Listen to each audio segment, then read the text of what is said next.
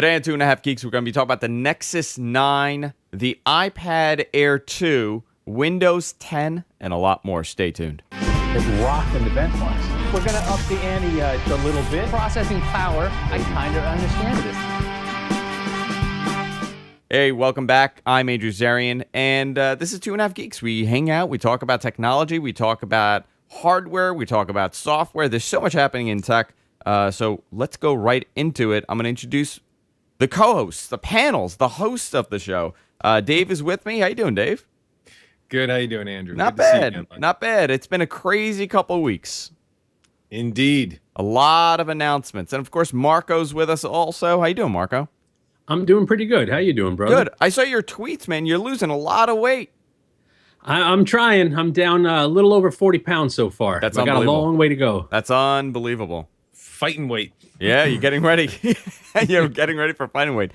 Actually, that's how I'm doing it. I'm doing some boxing, some lots of walking, and lots of upper body exercises. That's excellent. I know the feeling. I lost about 36 pounds in the beginning of the year, so it takes a lot. It's a lot of dedication. So kudos to you, because it's a lot of effort and a lot of work that goes into it. Thank you, sir. It's not only about dieting, guys. That's the whole trick. It's not about dieting. Get off your backside. Yeah. So why don't we go into this? There's so much happening in technology. Last week was a humongous week when it came to announcements, right? We had the Nexus 9 announcement. We had Apple stuff. This week, Windows, a new build of Windows. So let's start off with the Nexus 9 benchmarks, Dave. There's some information about the CPU and how well it's performing. Why don't you take it away with that? Sure. Yeah. So really, what this leak did was really to confirm what we were suspecting about NVIDIA's processor that's on board the Nexus 9. So the Nexus 9, built by HTC, is powered by NVIDIA's Tegra K1 chip, which is an integrated SoC, dual-core ARM variant with integrated 192-core NVIDIA Kepler graphics engine on the processor. But what's different about this version of Tegra K1, and what we learned when Google announced the Nexus 9, is that it's the 64-bit version of Denver, of NVIDIA Tegra K1, which is codenamed Denver. And so, yeah, it's a pretty special chip in that it's designed very differently than most processors. And these benchmark leaks sort of underscored our suspicion that NVIDIA was cooking up something special here. So you've got a dual-core processor that throws down a pretty darn good Geekbench score, but it is the second 64-bit ARM mobile SoC to hit the market. Of course, Apple's A7 was technically the first, and this is the second iteration, or the second version of a second coming of a 64-bit ARM core to the mobile space. And this time, NVIDIA is leading the charge, and it's nice to see that. Yeah, it's performing really well. And they did make a big deal out of the ability to play games on this thing. Yeah. I'm curious on how does it compare to other products in the same category? How is this chip comparing as far as the benchmarks go? Well, we haven't gotten the product in yet for a full benchmark analysis, and this leak really came as a result of the Geekbench database of submissions. Somebody out there had an early sample or prototype. Probably maybe it's a vendor or some sort of partner of Google or NVIDIA's that leaked this out. It hasn't hit the press yet. We're waiting for it any day now. The only thing we saw was single core and multi-core performance on the chip and the tablet, and it's very competitive. It's faster, in fact, than Apple's A8 in the iPhone 6 Plus. I want to make that distinction because the iPhone 6 Plus has, a beefed up, goosed up version, follow-on version to the A7, the A8. It is also a 64-bit dual-core chip, and it is faster in the CPU-centric benchmarks, or from what we've seen in this one sample, which is a CPU-centric benchmark, Geekbench. But Apple is also cooking up a an A8X supposedly for, well, they came out and talked about it, but not much detail. They're very tight-lipped about, what's under the hood of their processors. Apple's also come out with this A8X, which is the tablet version of the A8. And what we know of that, and this is really sort of industry sleuthing, if you will, is that the A8 is like a 2 billion transistor count chip, and the A8X, the tablet Apple chip, is 3 billion transistors. So it's not just a faster clocked A8. It's going to be a very potent chip, potentially with, who knows, with all that extra transistor real estate, you could have, beefed up graphics cores. You could have an additional CPU core, or two. And who knows what that thing's going to bring. But so far, this chip, the Tegra K1 64-bit dual Denver variant that we've seen, the leaked benchmark, shows some really potent CPU throughput. And we know that NVIDIA is going to be stepping out with really good graphics performance. So in that 192-core Kepler architecture that's in Tegra, we've seen in the previous Tegra K1 32-bit version kick butt. It's the fastest graphics performance we've seen from any tablet to date, certainly any Android tablet. And so that, coupled with the 64-bit dual-core Denver Tegra CPU core, should make for a really potent chip all around, and a really powerful tablet with the Google Nexus 9. Really interesting. I'm curious on real-world testing and how this is going to perform, this chip. Yeah, it's really going to be a question of getting this thing in, putting it through the benchmark gauntlet. And we're pretty particular about benchmarks here at HotHardware. You have to be very careful taking one data point because benchmarks measure things differently. Benchmarks in the past obviously have been manipulated by manufacturers, in fact. I'm not suggesting Geekbench has been. So to take one data point is a very narrow scope. You have to be very careful of that. We want to see this thing run 3D Mark Ice Storm. We want to see this thing run Antutu, Geekbench, go on down the line. Get all the data points and do some real world testing and see how it handles. And I think we'll see that Google has stepped out with a very competitive product. And I think versus the iPad Air 2, my guess is, especially for the priced delta, that it's going to be very compelling. It's going to be a good product offering for sure. Very cool, very, very cool. I want to get my hands on it, first of all. This is actually one of the few Nexus devices. Like, I skipped the previous couple, but the Nexus 9 really looks like it's going to be a beefy little tablet that you're going to be able to do a lot of higher end gaming on. I know we're going to talk about the iPad Air 2 also, but they were talking about console level graphics for the iPad Air 2. Has Google or HTC said anything as far as, what are we comparing the graphics to as far as the chipset goes? Yeah, I mean, if you talk to NVIDIA, they use that terminology all the time, and especially as it relates to Tegra K1 with that 192 core GPU on board. I mean, it's a pretty broad statement to make, right? Console level graphics. Yeah, and if you did, if you compared it to like an Xbox One or a PlayStation 4 and the graphics horsepower that's within those, I think it's probably a stretch, Marco. You might want to weigh in on this, but yeah, you are getting to a point, certainly in terms of tablet gaming performance and the tablet gaming experience, where tablets are starting to push the envelope graphically, in terms of gaming. And what do you think about that comment, Marco? I think it's kind of a reach, but we're getting there. We're getting there. It's not a reach. It's a reach if you compare it to current gen consoles. Right. I would say, since we don't know the exact specs of what's in the 88X, I'm gonna go out on a limb and say those extra transistors are spent on more GPU, more video processing, because you have the higher resolution screen, and plus some other magic that we're not sure about yet.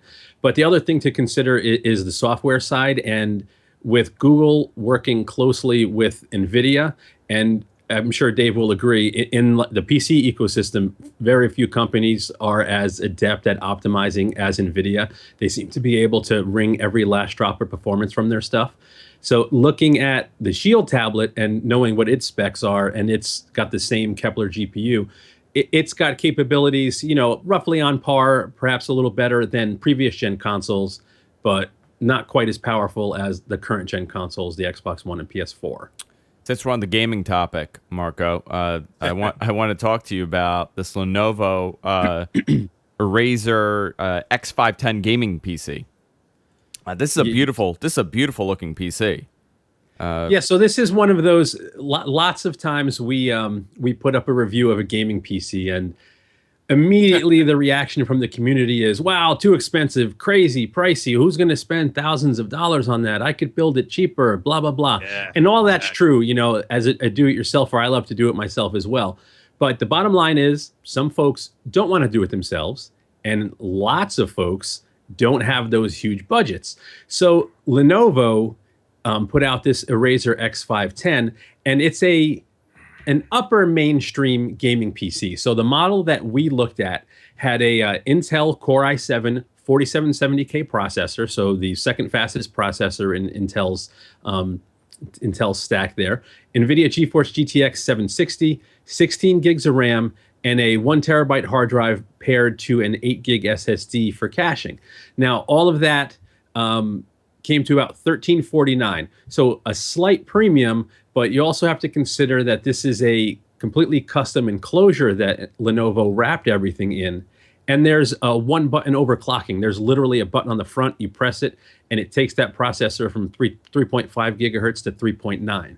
So for about $1,350, you end up with a nice mainstream gaming system that I think has some pretty cool looks. It's sort of like a suit of armor, a futuristic suit of armor looking thing, with some unique features like the one-click overclocking that's capable of gaming with most modern games at 1080p and below. This is not going to be a world beater with only a GTX 760 in there, but for the money, a nice, balanced, clean system for someone that doesn't want to do something themselves. Yeah, I mean it's a very nice looking PC.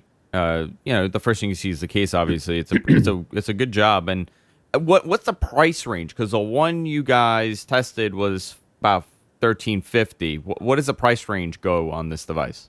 On this PC? Lenovo doesn't have quite the configuration options that some, like say, a boutique builder does, where you can basically change every part. I don't have the full range, but the 510 is the mainstream offering, so you won't see expensive X510s. There's the X700, which is their higher end gaming machine, and I believe we just got notification of another model number, but I don't have it off the top of my head. That is also another step up from this.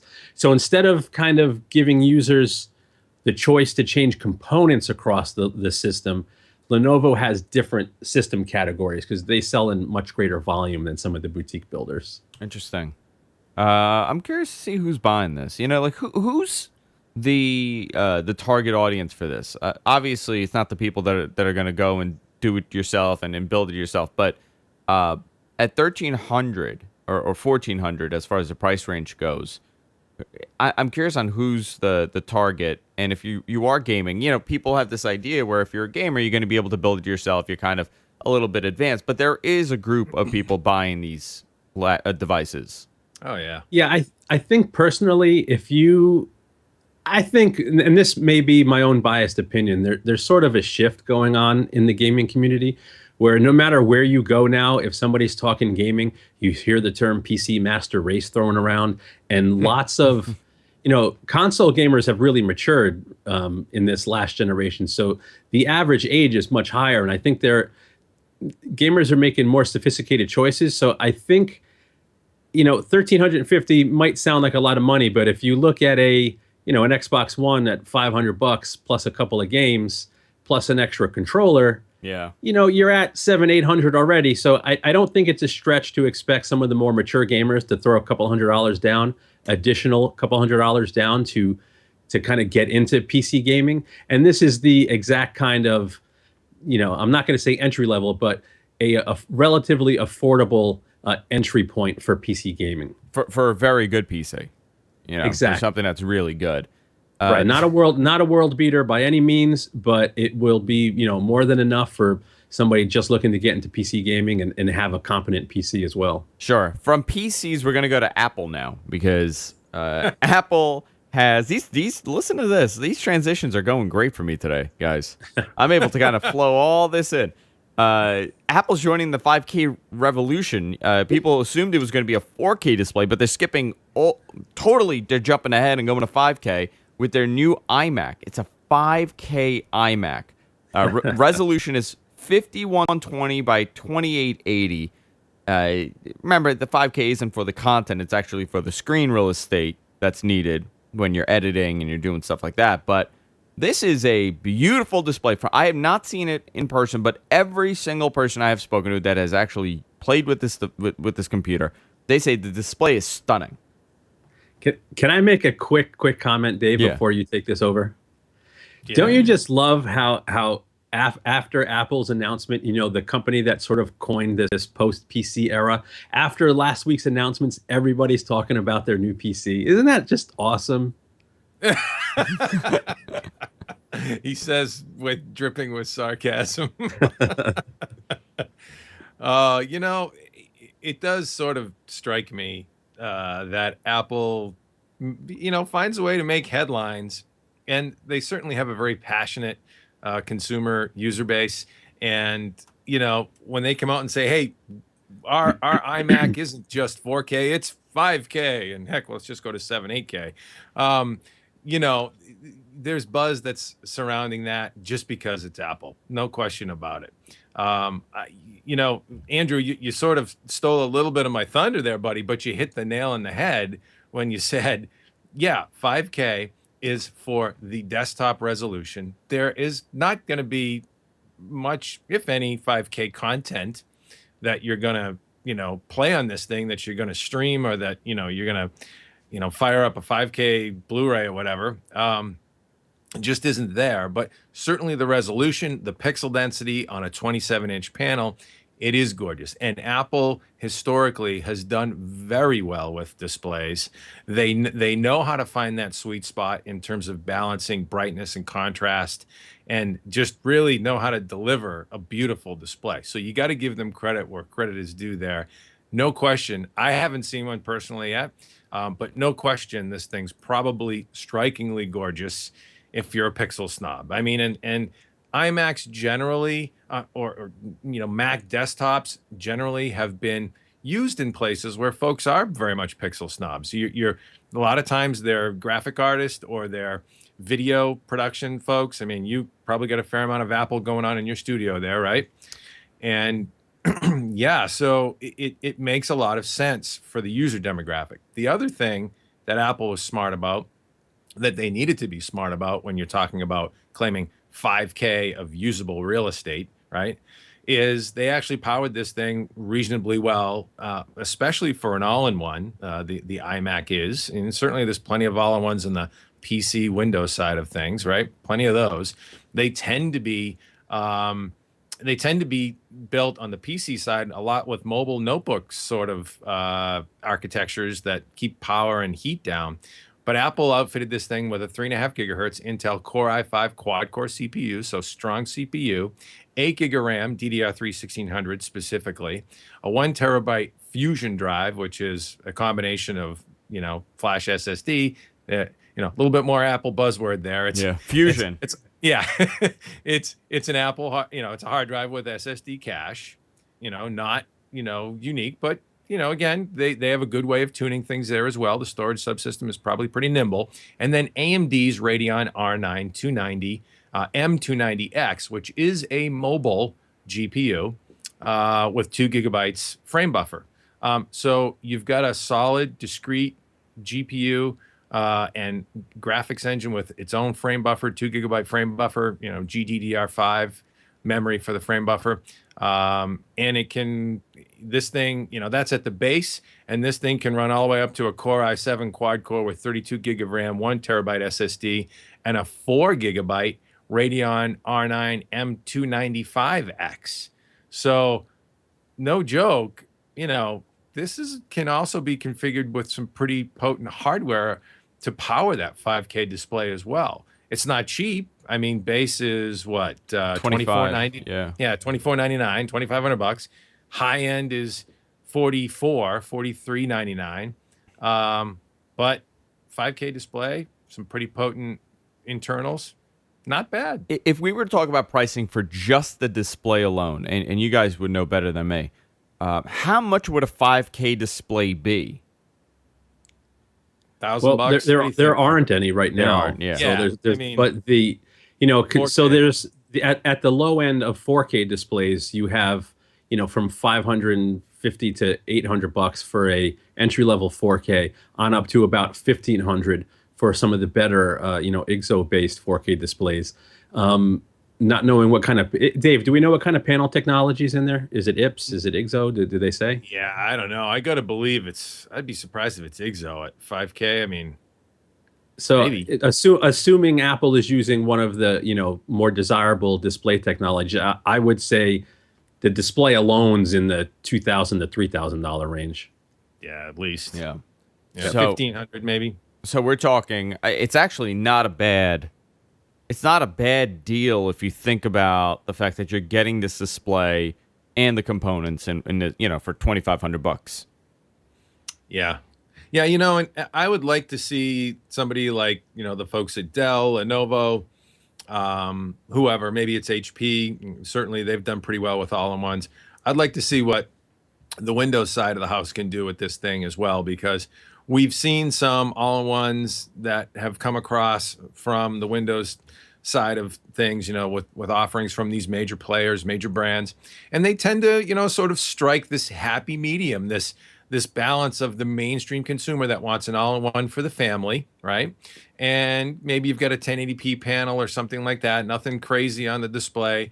And again, the internals are sort of mid-range notebook, with a little bit of extra beef here and there. Certainly there's more available storage, like a 1 terabyte hard drive to go with an SSD, but nothing really super high end like Apple has done here. And certainly Apple is, famous or infamous, as the case may be, depending on your perspective, at charging that premium price point and getting that extra margin business on the high end. So I want to see a Windows machine like this too, set up like this. I have found a Dell 27-inch 5K monitor, 5120 by 2880.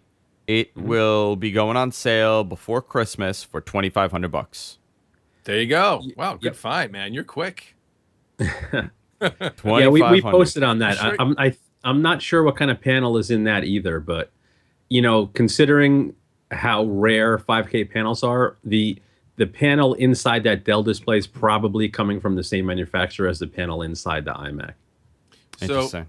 So here's an interesting comparison product. So we took a look at, back in May, a Lenovo B750 all-in-one, 29-inch all-in-one desktop by Lenovo. It's got a Core i7 4770, so the higher end Core i7 quad core, GeForce GTX 760M, 1 gig graphics engine, a little bit lower end certainly than the M290X, 8 gig of RAM, 2 terabyte hard drive, so a little bit more storage, 8 gig SSD cache, so same sort of setup, 2560 by 1080 display, so 21:9 aspect ratio, IPS, what they call super widescreen, but 2560, so pretty good pixel density there too. $1,399, wow. $1,000 less than Apple's 27-inch iMac. Interesting. At the base. At the base. Yeah. I mean, it's up there. I mean, regardless, you're going to be paying for a display like this. Yeah. I bet you it's gorgeous, though. Oh my God! Yeah, I've heard from everybody. They go, "Wow, it's actually absolutely stunning to see it." Leave it to Apple to release this thing and hit you over the head at $4,500 for the highest end one, right? They know how to cater to the premium segment. They know. Question. Yeah. They've also more announcements. The iPad Air 2 and iPad Mini 3. Who wants to go into this one? Marco, you want to dive in? I will let Dave first? do it. Oh, you're going to let me? Well, this is another case where, we may be we may be sort of knocking Apple for the theoretical. I hate using this term, but you hear it all the time. Apple tax, right? And here the iPad Air 2 was announced. It has again the A8X chip, so that processor with can theoretically significantly more compute and/or GPU resources on board versus the A8 that's in the iPhone 6. So this isn't just this clocked up A8. It's the A8X. It's got an additional, at least so we know, not 100% confirmed, an additional 1 billion transistors. So it's a bigger, more powerful chip. It's on this tablet, and it sports a supposedly 40% faster CPU, 2.5x graphics performance versus the previous generation iPad Air. Okay, so again, Marco sort of tipped his thoughts towards the fact that those 1 billion transistors in the 88X are probably GPU or graphics dedicated. I would agree with him on that. Other than that, it's really there's not a whole heck of a lot newer about it. I'm trying to understand really, other than the A8X, which sounds like a sort of a potent engine. There's really this, get the Touch ID sensor on board, things like that. I mean, however, the base cheapest model you can get, 16 gig model, is $499. That's a full $100 premium versus the Nexus 9. Now, granted, the Nexus 9 is a roughly 1 inch smaller tablet. This is a 9.7 inch iPad Air 2. I have the dimensions right thereabouts. And the Nexus 9 is a 9 inch, or actually 8.9 display. I think the resolutions are right around the same. 2048 rings a bell. What's the pixel? What's the resolution of pixel density on that sucker? But I think they're very comparable between the Nexus 9 and the iPad Air 2, about the same. And so, really, you've got a question of, okay, what's this new Tegra K1 dual Denver CPU or SoC, system on a chip, and the Nexus 9 going to do versus the iPad Air 2? That's the matchup I think we're all pretty excited to see. How do they perform? What's the experience like with Android L versus iOS 8 and Apple's A8X chip? That's going to be a very interesting analysis. Marco, do you have anything to add to it? No, I think there was a reason Apple didn't go too nuts with this announcement, because these new iPads are nice evolutionary refinements, but don't necessarily aren't going to pull people away from the previous gen right away. The premium that Apple may charge for these products is somewhat warranted, because on the smartphone side, it's, in my opinion, difficult to argue for an iPhone 6 over a top Android phone, unless you just are tied into Apple's ecosystem and love the software experience. On the tablet side, though, at least my opinion, Apple is still way ahead of the user experience on lots of the Android tablets. So, the ecosystem on Apple is a little better. The tablets are more refined. They've been in that space longer. You have tons more software to choose from. And there's potential for that SoC to have lots of extra horsepower. So I think when they finally hit and we can test them, we'll know where that extra $100 is going. It's $100, but by the way, you could still buy the iPad Air, the original Air, for $100 less. I think that's $399 now. Yep. Yeah. Yeah. There's actually some leaks out there on the web still for Geekbench with the A8X, and actually, I'm going back now.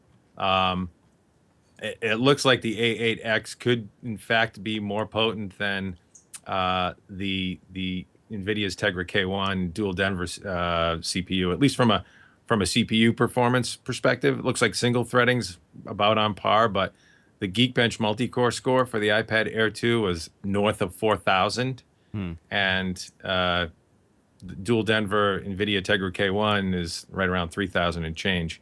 So, again, it will be very interesting to see how this thing does, and certainly graphically, which the tablet experience is driven very much by the graphics engine. So between the two, see who's got the most potent chops from a gaming and graphics standpoint. Absolutely. And I also want to see what the developers are going to be doing with Metal now, because the iPad Air 2 is far more of a beefier gaming device than the original Air, the iPad Air. So I'm curious if we're going to see a major bump when it comes to the software for the games.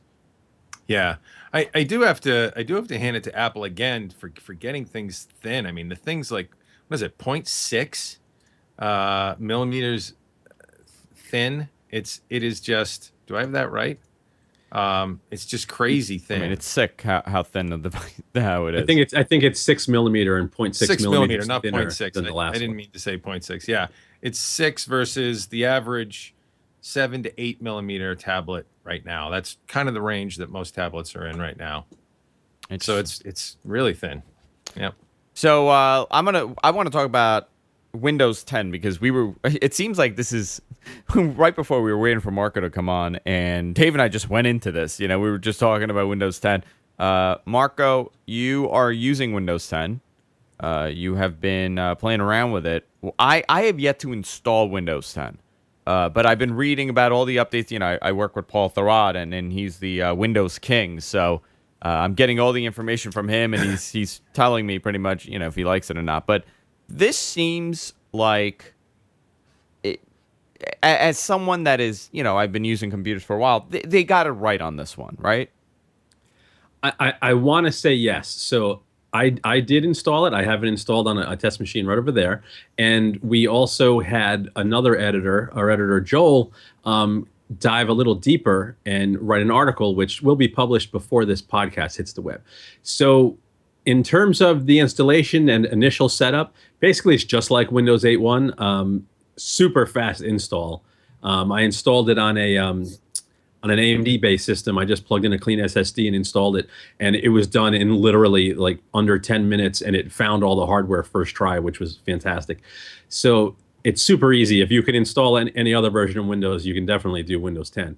And it appears, under our initial impression, having played with it, that Microsoft, it's not perfect yet, but again, this is the technical preview. This isn't what it's going to look like next year. Lots of changes coming. A new build, I think, was just announced this morning or last night. I didn't read the piece yet. But so it is going to evolve between now and launch sometime next year. But Microsoft is definitely on the right track. So we checked out all of the new features and basically explained what to look for in this new technical preview of Windows 10. And all of the stuff that's geared for the desktop, they sort of got it right. The new start menu is a definite improvement. So not only is it a good evolution from what was included with Windows 7, it's way more customizable. You can basically resize it, adjust it any way you want, and have both your traditional apps and newer style Metro apps with live tiles pinned right there. So it's actually really useful. The one issue some people may not like is, to get it perfect, you're going to have to do some customizing. And it seems that turned people off with Windows 8 and 8.1. But because it's a start menu, we'll see how consumers react to that. Virtual desktops work exactly as they should. Very handy feature. The new task viewer is also, very handy. And as far as just performance and feel, it's a really snappy, quick, fast OS. So yes, I think Microsoft's on the right track. I'm hoping they continue on this path and just make a kick-ass product, because, the biggest thing was them unifying Windows, or at least trying to unify Windows. And if they can get that nice experience across all devices, I don't know, that's kind of compelling. We'll see how consumers react. I personally would love to have, the same experience across my phone, gaming console, PC, and portable. Yeah, I mean, with the latest build that they released yesterday afternoon, around now, actually, it was almost exactly a day ago. They changed some of the stuff, like the transitioning for the desktop. When you switch multiple desktop, now it has a transition rather than just appearing. The notifications menu is now exactly what you see on Windows Phone. Just like Windows Mobile, yeah, just like Windows Phone, yeah. So they're kind of, you're right, it's a one unified operating system. I believe the UI will stay exactly what it is. They're going to tweak it a little bit, but the thing that they're totally going to get rid of is the charms bar. I mean, that thing is going away with the January preview of this. For the desktop, thank God. I know. It's kind of I'm not perfectly clear. I think the charms bar goes away with mouse and keyboard, but does it go away with the touch interface? Because if you have it right now installed on a desktop PC, it boots to the regular desktop. You have the start menu. If you unplug your mouse and keyboard and have a touch screen, it has the traditional big start screen. So I don't have a regular standalone touchscreen to try it on, though. Yeah, I think the charms bar might stay in that setup. Yeah, I think for desktop it goes away, but I'm not too sure if it's desktop with mouse and keyboard or desktop with touch. I'm not too sure, but I mean they're moving, they're changing. It's good. You know what impresses the heck out of me with Microsoft here with this thing is that the method that they've come out with this, Windows Insider program, where they're actually, releasing, what seems, hopefully the pace will continue, very quick, sort of cadence updates, additional features, rolling them out as they're baked, fixing things as they get identified, issues, known bugs, stuff like that. Like if you go to the site today, it was just announced this updated release. There's very specific, glaring known bugs that they've identified, and they're okay with this. And it impresses me that they want this to be so right that they want direct input from the user base while they're going through the motions of refining it and making the mistakes to make it better. And that's good stuff. Has that been done to a large degree by? I mean, you think about certainly Linux and Linus Torvalds, what he's done with that OS, but not the mainstream big corporate OSs. This is sort of blazing a trail, and I applaud them for it. I mean, it's a different Microsoft, and they kind of have to keep. It has to seem like they're listening, because they went into a panic because of Enterprise. Enterprise did not want Windows 8. Yeah. And that's majority of their OS business, like who's normal people aren't going and buying Windows. And right. if Enterprise is not happy, that's not really good for you. So no. So I think what they're trying to do, they're trying to say we're an open Microsoft. We're gonna give you guys what you want. Stick with us, evolve with us, and I think it's the public perception of it too for the consumer. I know plenty of people that don't like Windows 8. Not because they have a difficult time, because they know that people were saying it's not good. Yeah. That's why. Lots of people don't like it because, and this is going to be another unpopular thing I'm going to say. Lots of people don't like 8.1 because they were told not to like 8.1. They didn't actually sit and try it and give it a real honest chance.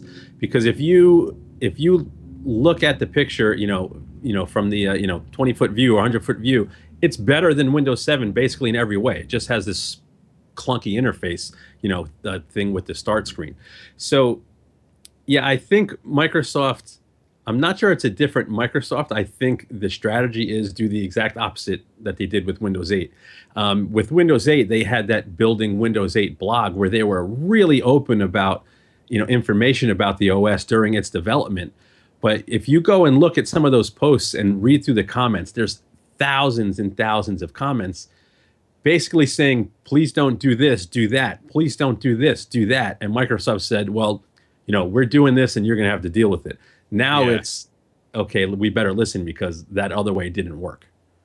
Yeah, that's what impressed me, is that they're actually listening and hopefully refining and reiterating, based on that feedback. And they're not looking to make another, screw up and remove the, a removed start screen screw up like they did with Windows 8. That's learning from your mistakes. That's good. I wonder if this is a Satya Nadella-ism, or if this was well before he was put in place. They had this plan to do it right the next time and get this out to the masses to let them kick the tires and actually affect the direction of the operating system's development. I think it changed when Sinofsky, left. I think that was the big, title shift as far as the company goes, because he had a very he was one visioned, and this was what he was going to do, and this is how it was going to do. But once he left, I think the teams kind of regrouped, and they kind of shifted everything over to way it should have been. I've heard some stories about what it was like over there with him, and not good. Not good stories. Hey, Dave, Gotcha. before we wrap it up, why don't we talk about the giveaway, the Halloween Spooktacular on the website? The Spooktacular. Yeah, we're not ashamed to go coining silly catchphrases either. The 5K Spooktacular. How's that? No, 5K, 8K. 8K. We're going to 8K. We need 8,000, 8 megapixel Spooktacular. Hey, so yeah, this is HotHardware's Halloween Spooktacular giveaway with our friends at AMD and Gigabyte. Excuse me, I'm all tongue-tied now. We are actually giving away some really nice hardware, running up to the Halloween holiday, if you will, and you have a chance to win an AMD FX 9590 liquid cooled edition that comes with an integrated liquid cooler, as well as a Gigabyte GA990 FXA UD3 motherboard to, build a nice base system from. So we actually have. Do we have two of these? Yeah, we have two prize packages available for the lucky readers. Again, from our friends at AMD and Gigabyte. And all you got to do is like a couple of Facebook pages, ours, AMD's, and Gigabyte's. Not rocket science there. Maybe add a Google Plus like or follow in the mix, and Twitter and all that good stuff. Make yourself known via the social channels. And then, more importantly, we want to get folks engaged on the site and have folks contributing to the community, being part of the community at HotHardware.com. That's what we're always focused on building here is community. We like people coming in. We like people commenting on the news, sharing their perspectives. That's important. In our forum and in the news, there's lots of folks who are very technical and very tech savvy that we want to have share their knowledge and not only help people out, but impart different points of views, and that's important stuff for any web community, and we want to keep that going. So that's why we do this, and get in, and you could win. Excellent. I always say you guys have the best giveaways, and unfortunately I can't enter them. We're sorry. Yeah. We still like you though. I know. I wish I could just be like, hey, I want to enter this thing, but I can't. But you guys can. So if you're watching this, sign up, do it, because these are awesome stuff you guys are giving away. Hey, before we wrap it up, where can people find more hot hardware information? Monaco. So we are all over the web. Of course, there's hothardware.com, but there's also facebook.com/hothardware, twitter.com/hothardware. Just search for us on Google Plus, crazy URLs over there, and youtube.com/hothardwarevids. We are everywhere. Excellent. Subscribe. I encourage you. We're going to have the show on iTunes soon. I think in another week we'll be ready, and we'll be putting this on iTunes, and we'll be everywhere podcasts are available, so you can subscribe there as well. Lots happening, guys. A lot of stuff is happening. Love it. Yeah, that's it for this week. That's it. I will see you all next time. I think you guys are hosting it alone next week, right? We may pull somebody sure. in. Maybe we can find Ayaz. Maybe you can find him. Stay tuned. We'll have more information, and we'll see you all next week.